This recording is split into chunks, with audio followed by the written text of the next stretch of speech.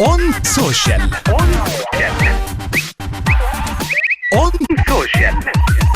مع حسام جميل دلوقتي على 93.7 اون سبورت اف ام، صوت الرياضة في مصر.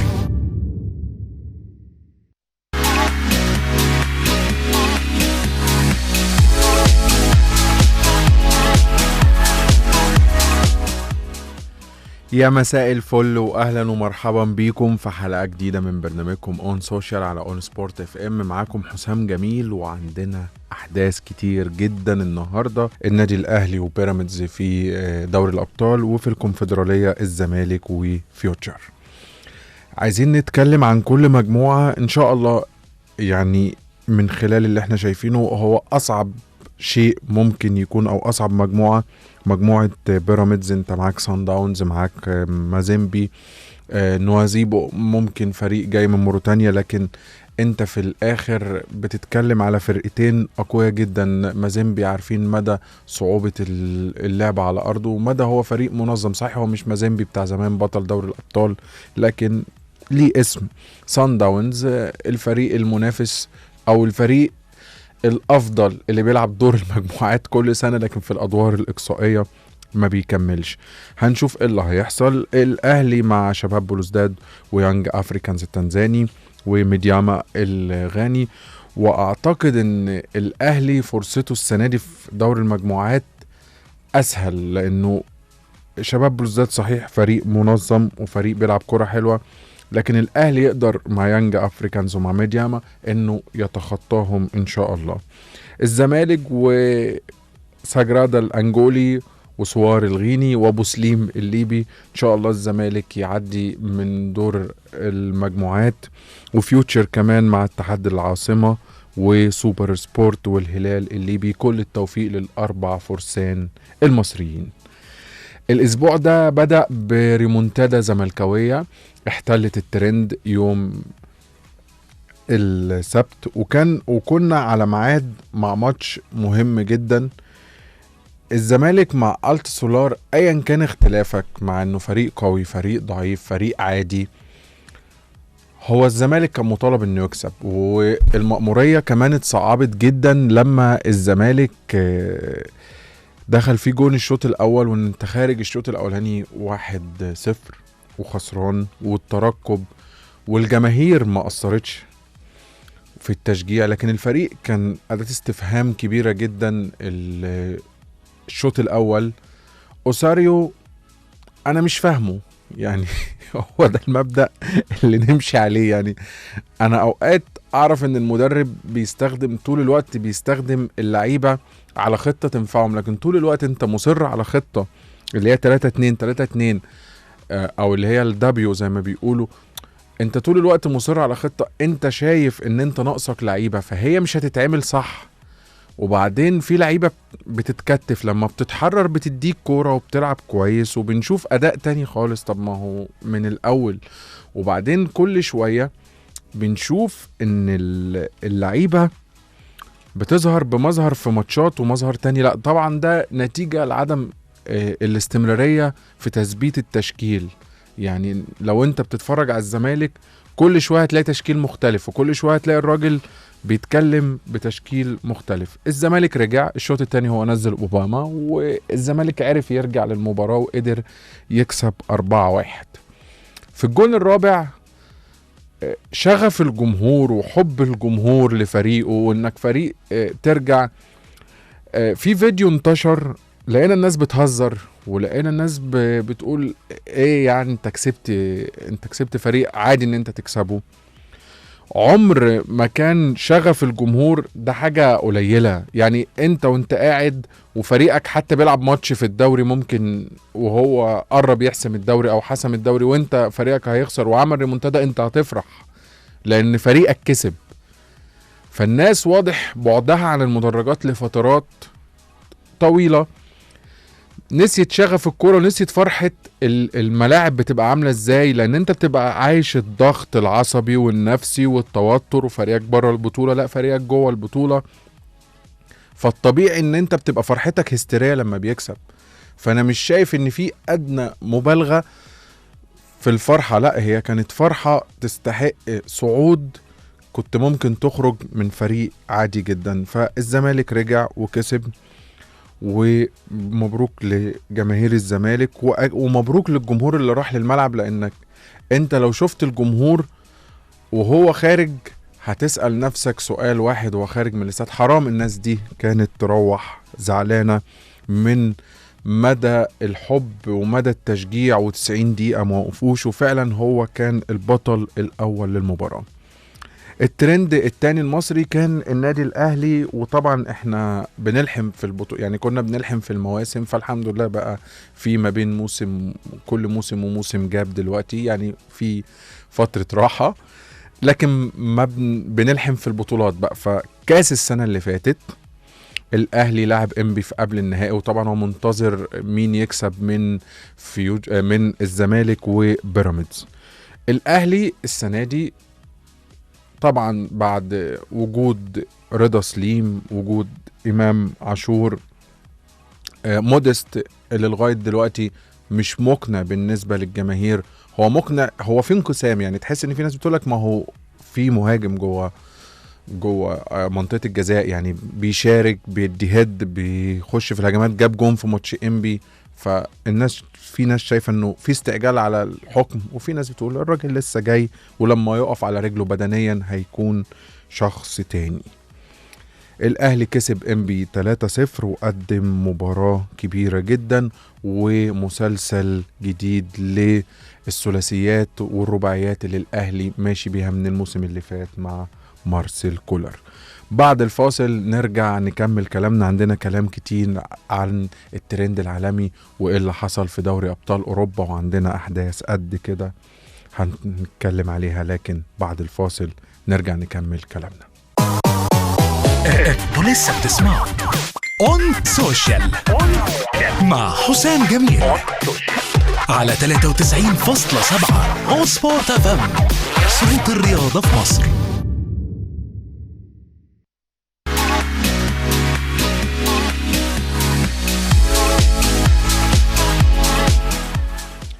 لسه مكملين كلامنا معاكم ولسه مكملين حلقتنا، وجينا للترند العالمي. طبعا لما يبقى في ماتشات دوري ابطال اوروبا هي اللي بتحتل الترند العالمي، وهي اللي بتحتل الكلام كله، لانها مباريات فريدة. يعني انت بتتفرج على كورة حابب تتفرج عليها، انت مبتسم وانت بتتكلم عليها، انت بتتفرج على الكورة وعلى المتعة وعلى الإثارة وعلى كل اللي انت شايفه، حرفيا متعة ومفاجآت. يعني عندنا مفاجآت كتير جدا حصلت، لكن في ماتشات معينة هنتكلم عليها. وطبعا مباراة ريال مدريد ونابولي كانت يوم الثلاث، الناس كانت مستنياها. ريال مدريد من يعني زي ما نقول كده أول اختبار قوي ليه بره أرضه قدام فريق هو بطل إيطاليا، بتلعب فريق أسطورة الجنوب زي ما بيقولوا في إيطاليا. ريال مدريد بيعجبني إنه في إيطاليا بيعرف يكسب، والشباب يعني النهاردة كانت الناس كلها بتتكلم جيل الشباب لريال مدريد. طبعا الجيل ده لو جه كيليان امبابي معاه السنة الجاية هو هياخد كل حاجة، لان انت معاك الحيوية. حتى النهاردة كان في تصريح لدييجو سيميوني بيقول ان شباب ريال مدريد هو في حيوية ونشاط وقوة في ارض الملعب، فده اللي مديهم تميز عن اندية تانية. قدروا يكسبوا 3-2 في مباراة صعبة جدا في استاد دييجو أرماندو مارادونا، وكمان الاداء يخضك. يعني بيلمنجهام، انا اللعيب ده بالنسبه لي مخيف، يعني 20 سنه وعلى راي الكابتن حفيظ وبيعلق على المباراه قال له طب وفي ال23 هتبقى عامل ازاي، وفي ال26 هتبقى عامل ازاي. لما جاب الجون مجهود فردي، الاسيست اللي عمله لفينيسيوس جونيور، قد ايه هو متناغم مع منظومه ريال مدريد، وكمان قادر يكون من العناصر المميزة ومفيش رهبة. يعني يقولك التيشيرت تقيل، اللعيب ده جاي خايف، هو مش خايف من اي حاجة، هو جاي يبدع ويجيب اهداف. وكمان ريال مدريد جابوا ب 105 مليون يورو، يعني لو بروسيا دورتموند كان عارف انه يعمل كده ما كانش باعه ابدا بالرقم ده. وعجبني ان هو تمسك بريال مدريد رغم ان كان في فرصة كبيرة انه يروح مانشستر سيتي. فريال مدريد قدر يكسب نابولي 3-2 بصاروخ فالفيردي اللي طبعا جه في الحارس ودخلت هدف عشان تخلص المباراة 3-2. الناس شايفة ان سقوط مانشستر يونايتد من جالاتا سراي 3-2 في البرنابيو مفاجأة. اللي بيتابع مانشستر يونايتد الفترة الأخيرة هو مش مانشستر، يعني تنهاج. أنا حسيت في الأول إنه الراجل جاي وعايز يحط منظومة وعايز يحط سيستم، ضحى برونالدو والناس لغاية دلوقتي مش ناسيها له، لأنه رونالدو جماهيرية وشعبية مخيفة. فطبيعي جدا لما انت بتبقى ماشي نجم كبير وانت المدرب، ده ميزة ليك انك بتفرض شخصيتك على غرفة خلع الملابس. لكن سلبيتها مع اي سقوط او اي خسارة او اي فترة صعبة، الناس ما بترحمكش في الكلام، خاصة على السوشيال ميديا. مش هتسكت لك لانك الناس كانت بتحب النجم ده. في ناس من جماهير مانشستر يونايتد وافقته، لكن في ناس تانية ما كانش هاين عليها ان رونالدو يمشي. اونانا لغز. يعني انا لسه النهارده صديق مانشستراوي قال لي جمله عجبتني قوي، قال لي في حارس قاعد مجاني ممكن نجيبه اسمه دخيا. يعني اللي يشوف اداء اونانا يقول ولا يوم من ايامك يا دخيا. يعني دخيا ما كانش كان بيغلط، لكن مش الاخطاء الكارثيه اللي احنا بنشوفها من اونانا. يعني اونانا في كوره في الماتش اهداها للاعب جالاتا سراي مش ممكن يعني. وبعدين خروجه من المرمى تحس انه بيبني من تحت كويس ككورة، لكن يا جماعة هو حارس مرمى، هو لازم يصد بإيده كويس. فهو بصراحة من أسباب الخسارة. الموسم ده لما ابتدى كنت اتكلمت ان انا في فرقتين مراهن عليهم في البريمير ليج، وفي فرقة قلت ان انا مراهن عليها في دوري ابطال اوروبا والبريمير ليج، وهي نيوكاسل. مشروع ايدي هاو عجبني جدا، بقاله سنتين الراجل بيبني الفريق واحدة واحدة ماشي كويس. طبعا ان مدرب زي انريكي يخسر منه 4-1 دي مش سهلة، ومشروع زي مشروع باريس بالنجوم دي كلها انه يكسبهم برضو مش سهلة. لكن ان انت تبقى في ملعب خليته ملعب رعب واديت انذار ان اللي جاي ملعب نيوكاسل مش هيبقى الماتش سهل عليه، دي رسالة كبيرة جدا ان الفريق مش جاي يهزر في دوري ابطال اوروبا، وبرضه مش موجود في البريمير ليج. السنة اللي فاتت كان من 4، ممكن السنة دي يوصل للثالث او الثاني، مش بعيدة بالاداء اللي بنشوفه، بالروح، بالصفقات اللي عملها، بالتركيز، بايدي هاو المدير الفني اللي انا شايفه مشروع مدير فني كبير جدا لو كمل. ادينا هنشوف ايه اللي هيحصل في دوري ابطال اوروبا، وبصراحة مباريات كانت ممتعة جدا جدا جدا. بعد الفاصل صح وغلط، وعندنا حدث مهم جدا في صح وغلط هنسمعه ونتكلم عليه، لكن بعد الفاصل نرجع نكمل كلامنا في اون سوشيال على اون سبورت اف ام. بعد الفاصل نرجع نكمل كلامنا. انتوا لسه بتسمعوا اون سوشيال مع حسام جميل على 93.7 اون سبورت اف ام، صوت الرياضة في مصر. لسه مكملين حلقتنا معاكم، وجينا لفقرة صح وغلط، وهنقول لكم فيها صحة الأخبار المتداولة. هو موضوع وحيد معانا في صح وغلط الأسبوع ده، وهو كان عليه كلام كتير قوي، وهو موضوع تجديد أحمد فتوح. الناس كلها عمالة تسأل ايه اللي بيحصل في ملف أحمد فتوح، خاصة انه ملف فيه تضارب كبير جدا في المصادر، في الكلام اللي بيتقال، في كل التوضيحات اللي تخص الموضوع من داخل نادي الزمالك. يعني في ناس بتقول هو قريب من التجديد، في ناس بتقول لا في مسافة شوية وهو مش هيقدر يجدد او مش هيجدد مع الزمالك لان المبلغ اللي طالبه كبير جدا، وفي ناس تالتة بتقول هو بيتفاوض مع نادي داخل مصر وهو النادي الاهلي، وبالتالي هو الراجل مش عايز يكمل. الصح فين في كل الموضوع ده ان الراجل موضوعه مش هيتحسم غير بمجلس ادارة جديد للزمالك. طب واحد هيقول يا جماعة، طب والكلام اللي منتشر عن الارقام اللي هو بيقول انا عايز 7 اضعاف، وانه بياخد رقم قليل جدا، وانه عايز عقده يبقى قريب من عقد زيزو. انا شايف ان كل ده لغاية دلوقتي كلام ممكن يبقى فيه جزء صح، وممكن يكون انه فعلا عايز يعدل عقده، ده حقه، وعايز ياخد فلوس اللي هي كانت قديمة ليه برضو، ده حقه. لكن الارقام اللي بنسمع عنها، هل ظروف نادي الزمالك المالية تسمح ان الارقام دي تبقى موجودة؟ ده اللي هنشوفه لما يجي مجلس الادارة القادم. طبعا في انتخابات يوم 20، بعدها هيبدأ حسم ملفات كتير. هتقولي طب ما في مرشحين طلعوا اكدوا انه الراجل هيبقى موجود في النادي، وارد انه يبقى في اتفاق، ووارد ان الموضوع يمشي انه هيكون اللاعب هيكمل. في اخبار قالت لا، ده مارسيل كولر ادى الضوء الاخضر للنادي الاهلي للتفاوض مع فتوح، خاصة ان علي معلول بدأ يكبر، فهيبقى بديل مثالي ليه في المكان ده. طبعا فتوح اضافة لأي فريق يبقى موجود فيه. على العموم هنشوف في يناير وفي الفترة الجاية فتوح هيبقى موجود فين. حساب رسمي لازم نتكلم عليه وهو اسكو.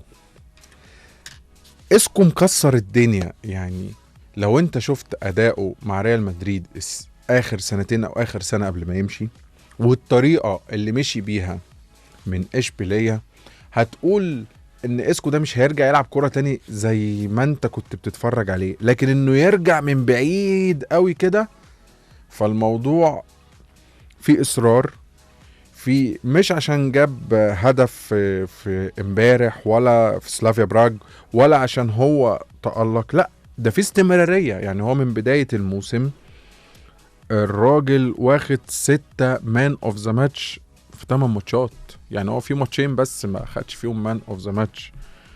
وكمان الجماهير في اسبانيا بدأت تتكلم على السوشيال ميديا هو مش موجود في تشكيلة المنتخب ليه، وده ظلم ليه. انك ترجع بالاداء المثالي ده وترجع جوه منظومة ريال بيتيس وانك تتألق بالشكل ده، فده لاعب كبير ولاعب متألق ولاعب يحسب ليه كل التألق اللي هو فيه. اسكو من المواهب المهمة جدا، ونسخة 2017 فعلا كانت نسخة مرعبة، مش بس عشان ساهم مع ريال مدريد في دوري ابطال اوروبا، كان هو من النجوم المؤثرة جدا اللي حسموا الليجا الموسم ده. ولو نفتكر كمان ان زيدان عدل التشكيل عشان خاطر اسكو بعد اصابة مودريتش. اخر حاجة عايزين نتكلم عليها النهاردة في حلقتنا وهو كلام مختلف، اللي حصل الاسبوع ده في البريمير ليج خلانا نتكلم عن موضوع التحكيم بمنظور مختلف. مش عيب انك في العلن او في التصريحات الرسمية او في الكلام الرسمي انك تقول ان انا غلطان، وده اللي حصل من لجنة التحكيم في البريمير ليج، انها قالت ان اللي حصل في ماتش ليفربول وتوتنهام غلط، وكان ليفربول الجون بتاعه صح. الحلقة اللي فاتت الناس كلها بعد ما اتكلمت وكل اللي قابلني وقال لي حسام انت انتقدت شوية التحكيم في مصر، ان الناس لا في حاجات بتحصل وفي حاجات فعلا احنا بعيد عنها. احنا مش بننتقد لجنة التحكيم او الحكام او القرارات عشان نخلي الموضوع سلبي، احنا بنتكلم عشان نبقى احسن، نبقى افضل، ونعترف بالغلط عشان ما يتكررش تاني. يعني انا فاكر من سنين لما كان في اشخاص موجودة في لجنة التحكيم في مصر هنا، كنت بتلاقيه كل يوم في مداخلة الحكم غلطان بيدافع ويقولك بتحصل بره. طب ما هو بره اعترف بخطأه اهو عادي. فاحنا لازم اللي احنا بنشوفه ده نربط الاحداث بتاعتنا ونتعلم منه، ان وارد جدا ان التحكيم النهاردة بيحصل فيه اخطاء، بس نطلع نقول احنا غلطانين وهنصلح عادي جدا. بس فالموضوع بسيط جدا، ونتمنى اللي احنا بنشوفه بره ناخد منه الشيء الايجابي عشان نطلع لقدام في الكرة المصرية. حلقتنا خلصت لكن كلامنا لسه كتير في الحلقات الجاية. كان معكم حسام جميل في اون سوشيال عن اون سبورت اف ام. ان شاء الله معاكم الاسبوع الجاي، مع السلامة. استنونا في حلقة جديدة من اون سوشيال مع حسام جميل على 93.7 اون سبورت اف ام، صوت الرياضة في مصر.